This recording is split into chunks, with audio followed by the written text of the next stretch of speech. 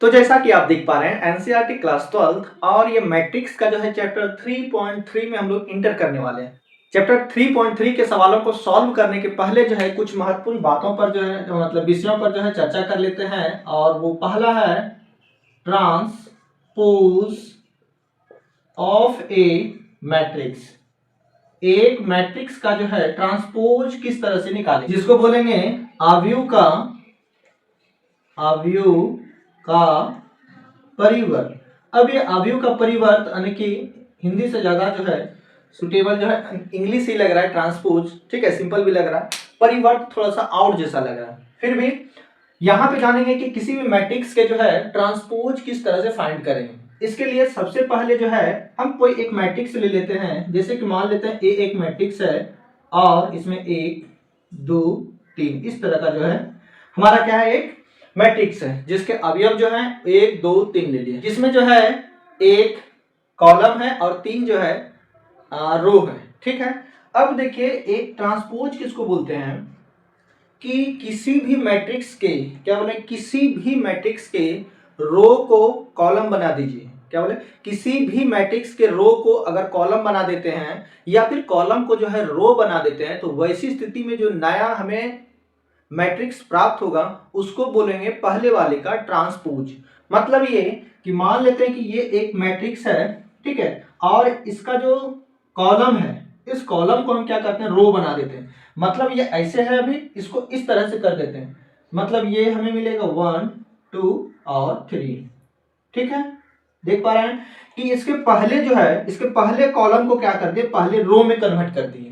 तो इसको जो कहेंगे इस मैट्रिक्स का ट्रांसपोज, और ट्रांसपोज को जो है हम लोग इंडिकेट करते हैं ए डैश से, ठीक है। ए डैश कहिए, इसको करेंगे हम इंडिकेट ए डैश, या फिर जो है ए टी लिखेंगे, ए और उस पर छोटा सा जो है टी, इसको बोलेंगे ट्रांसपोज या फिर ये। तो ज्यादातर जो है इसी का इस्तेमाल किया जाता है, ठीक है, ट्रांसपोज के लिए। तो ये ए डैश जो है ये पहले ए का जो क्या कहलाएगा, ट्रांसपोज। बहुत ही सिंपल है, किसी भी मैट्रिक्स का जो है ट्रांसपोज निकालना, बशर्ते आप कॉलम को जो है रो बना दीजिए और रो को जो है कॉलम बना दीजिए, बस कहानी खत्म हो गया। तो इस तरह से कहलाएगा हमारा क्या, ये ट्रांसपोज। और एक उदाहरण लेते हैं, जैसे कि मान लेते हैं कि बी एक मैट्रिक्स है 2 4 6 8, कोई भी अवयव ले लीजिए। अब इसका जो है हमें निकालना है बी डैश। बी डैश मतलब हो गया क्या, ट्रांसपोज ऑफ बी निकालना है, ट्रांसपोज ऑफ बी। तो इसके लिए हम क्या होता है कि पहला रो को जो है कॉलम में कन्वर्ट कर दीजिए, ठीक है। पहला रो को, पहले वाले रो को पहला कॉलम बना देना है और दूसरे वाले रो को जो है दूसरा कॉलम बना देना है, ठीक है। किसी एक तरह से समझिए, ठीक है, इससे क्या होगी कि आपको परेशानी नहीं होगी समझने में। तो पहला जो रो आप देख रहे हैं इसको क्या करते हैं, पहला कॉलम, नए वाले मैट्रिक्स का पहला कॉलम बना देते हैं। तो यहाँ पे 2 4 है, तो ये 2 4 हमारा जो है इस तरह से हो जाएगा।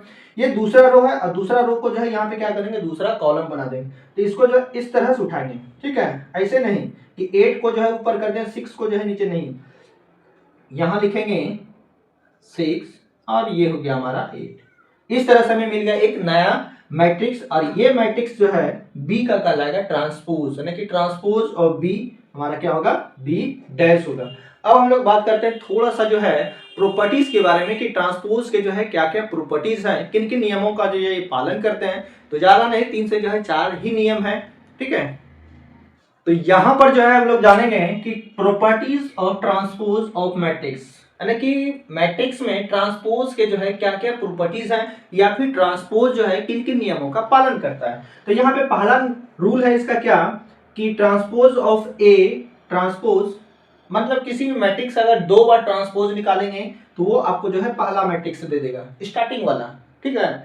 ट्रांसपोज का ट्रांसपोज यदि निकालेंगे तो वो हमारा क्या होगा, पहला मैट्रिक्स दे देगा। दूसरा ये कि k इंटू मैट्रिक्स ए का ट्रांसपोज निकालिए तो वो हमेशा देगा k into transpose of matrix A.